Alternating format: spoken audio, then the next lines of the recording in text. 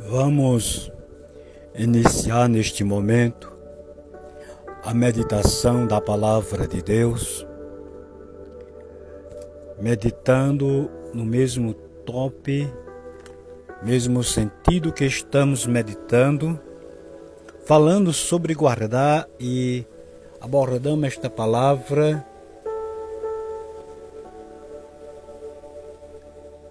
em Gênesis capítulo 37, versículo 11, falando sobre a inveja dos irmãos de José.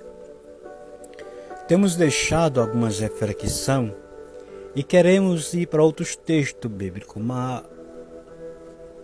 mas a cada momento que queremos ir avante, o Espírito diz: ainda tem comida aqui. Ainda tem comida aqui, por isso estamos aqui. E nesta oportunidade, quero meditar, aprender e compartilhar com todos vocês, trazendo esta parte que já veio ao nosso coração.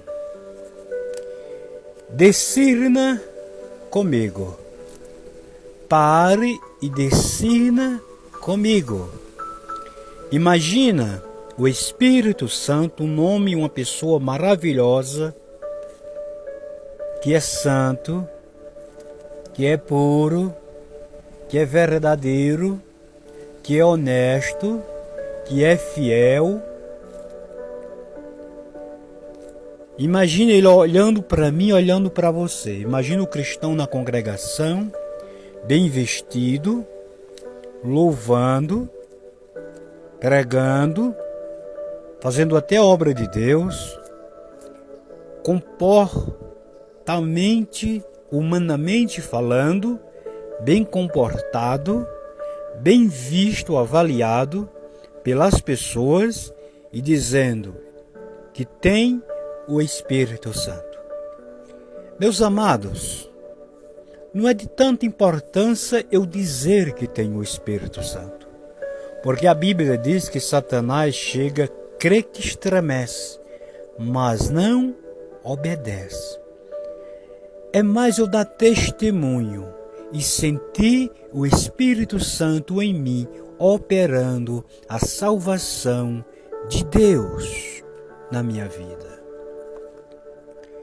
Você imagina que só por causa de um top, como a gente medita num top e tem que ser assim, imagina que se faça tudo que agrade ao Espírito Santo, mas falte um degrau. Vamos colocar inveja, como estamos meditando. Você acha que o Espírito Santo vai ficar numa casa dessa? Fica não. Fica não, e eu lhe digo com toda a minha convicção, porque é a palavra que diz. O Espírito Santo, que é Deus, é Jesus, ele não se mistura.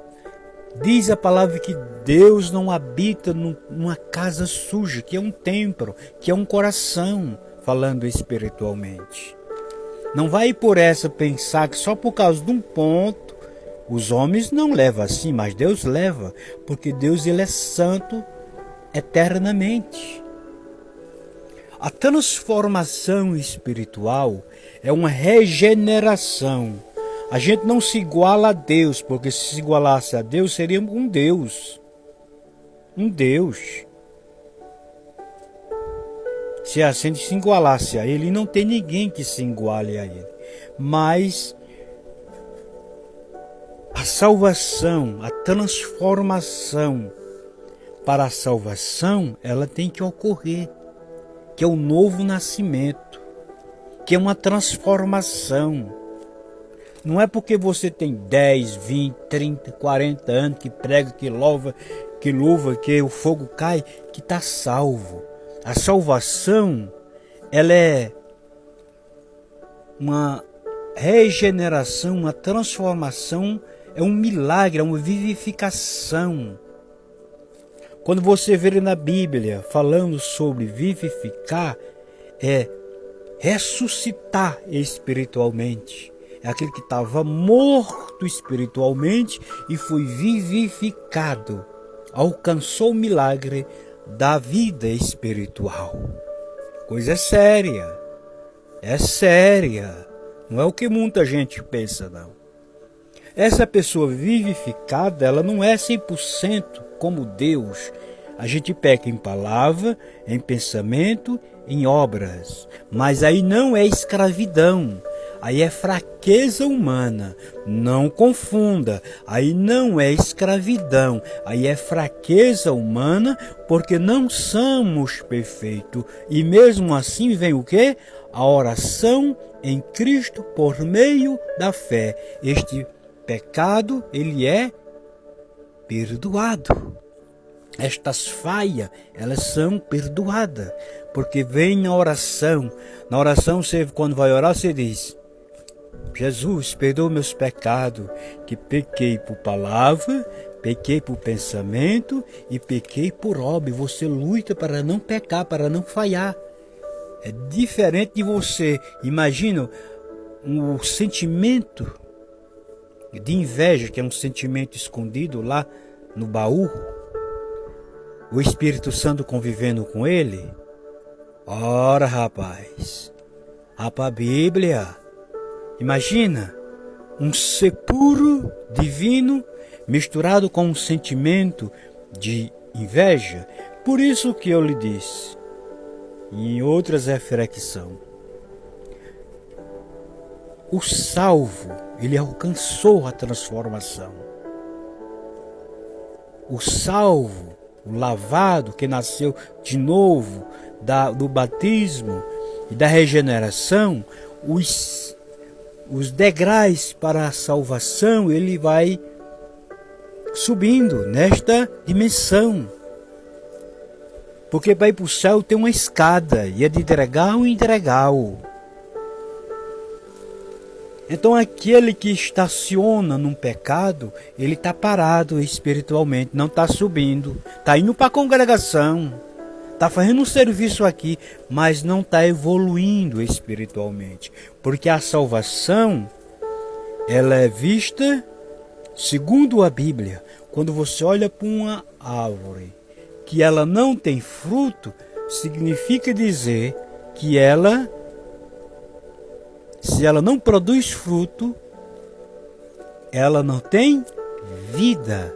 Porque ela só pode dar fruto se ela tiver viva. Viva, para ela poder dar fruto. É tanto que quando uma árvore ela seca, pauda, para que ela dê mais fruto, para que ela não morra. Então, o sentimento da inveja leva à morte espiritualmente.